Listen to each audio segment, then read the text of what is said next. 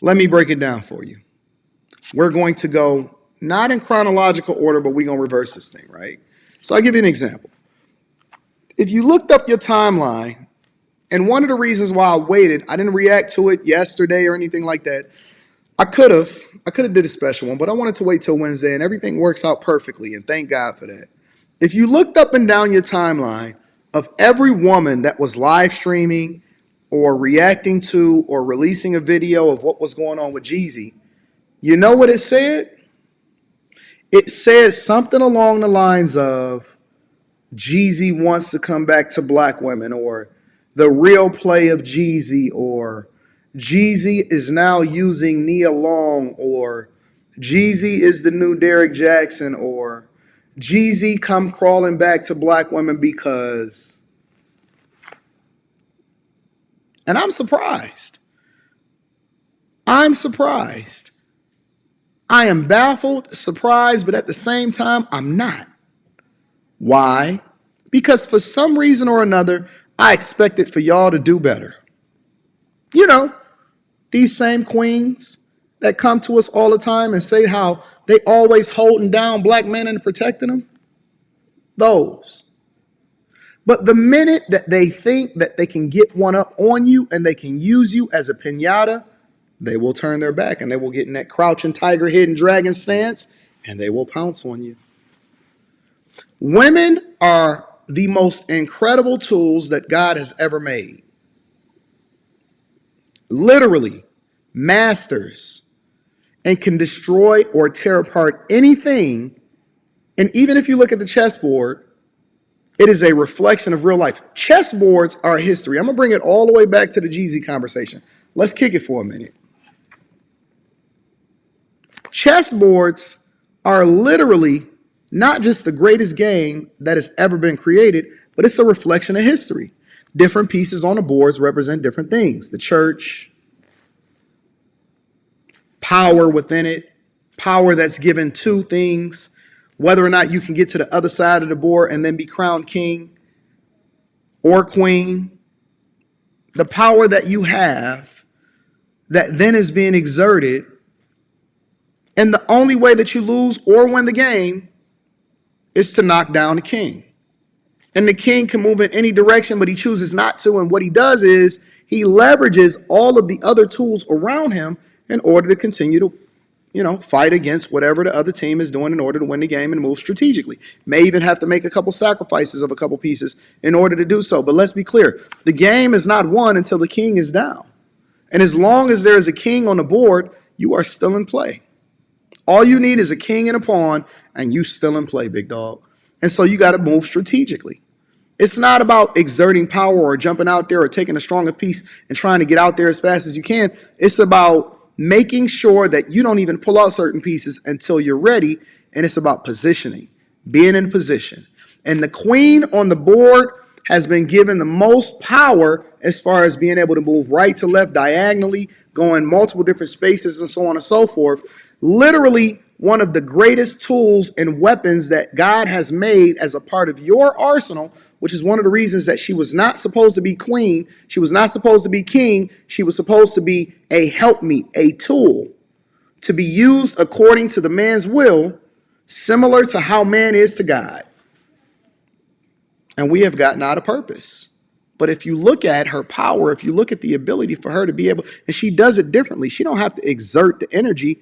It's all a lot of times by deception. The tools that they gave you. Listen, God didn't just say, okay, think about this for a minute, right? And we are made in the image of God.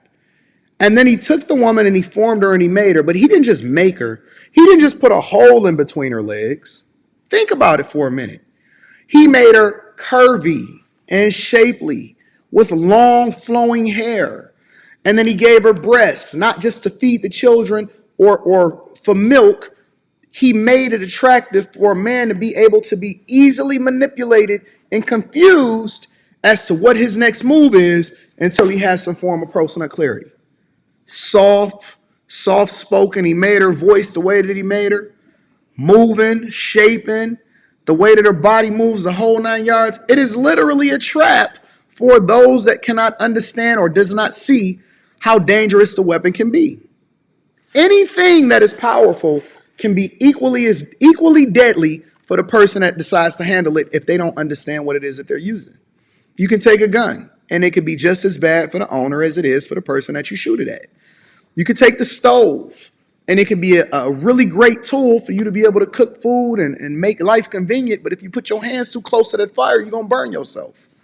Anything that you have can be either used for good or bad, including social media itself. And there is no tool that, if not used properly, that can be the deadliest tool in your arsenal than a woman. That is a fact. That is a fact. If I want to get a dude set up, if I want to get a dude got, I ain't got to go out there and spin a block. I ain't got to go out there and do. I ain't got to do that. You know what I got to do? Send a woman his way. She ain't even got to be a bad chick. All she got to do is be willing. And y'all will see it through. You will take her back to your crib. You will be willing to crash out. She will be dropping your location and getting the drop on you and learning everything about you, making sure that she take you for everything that you got. And then it's going to be lights out at the end of the day. If you want to get a dude got, all you got to do is have a woman on your team. And he sees nothing but what's in front of him at that particular time. Everything that he was taught, he forget about it because he's in the moment. Everything that he is, he forgets about it because he's in the moment. There is no stronger or more effective tool than a woman for a man that is not disciplined, which is one of the reasons why I personally preach dick discipline. Dick discipline isn't to stop you or trying to police what you're doing with your cock. Dick discipline is to protect you against the thing that is ultimately the worst for you if you do not know how to control it. It's power. With power comes great responsibility. If you do not know how to wield it correctly, it will be the worst of you and it will destroy you. Including the most important decision that you ever gonna make in your life is the person that you lay next to every day. The most important decision of your life is the person that you lay next to every day. And so how do you continue to underestimate or diminish what you think is going to be a great thing for you, but ultimately it becomes the worst thing ever? We see it happen when it comes to your households. You see it happen when you just had to see it through and your pullout game was weak. Now you hate that chick that you call the mother of your child or your baby mama for the next 100 years. Man, let me tell you something. It don't get no realer than this. We about to really get into it right now. I know a guy. And I'm going to redact some details because I don't want it to be painfully obvious to anybody that may know this guy. But I'm just going to give you a little bit of a general overview of what this guy is going through. He has a baby mama with 2 to 3 kids, and he is a part of our military.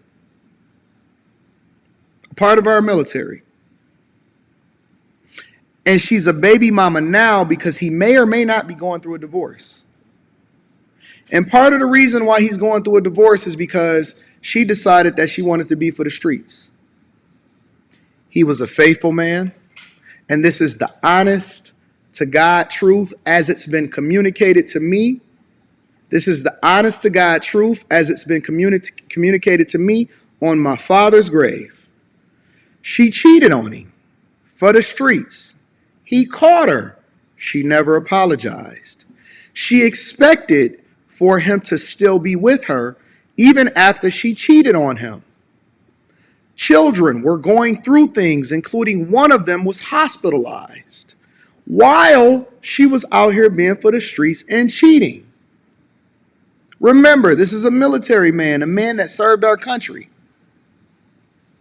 as a way to get back at him because he refused to stay in a relationship where A, she didn't apologize, and then B, she still expected for him to be there and took no accountability and no responsibility for what it is that he caught her doing.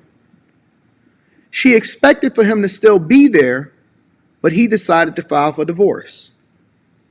So she called the military and whoever it was that was in charge and tried to make up a story and say that he had did something to her or he had abused her in some way, shape, or form. So he going through it, but somehow, some way, he was able to prove his innocence. And he going through it, right? And so when I got to him, I was building him up, and he was at his lowest, and I was coaching him through it.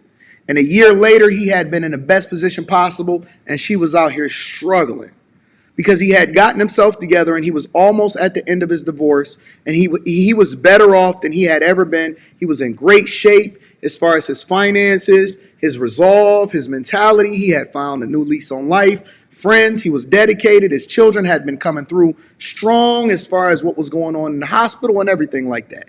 And he made one mistake. He made one mistake. And you know what that mistake was? Had a conversation with her in person, had a soft heart for her because she was the mother of his children, and he slept with her.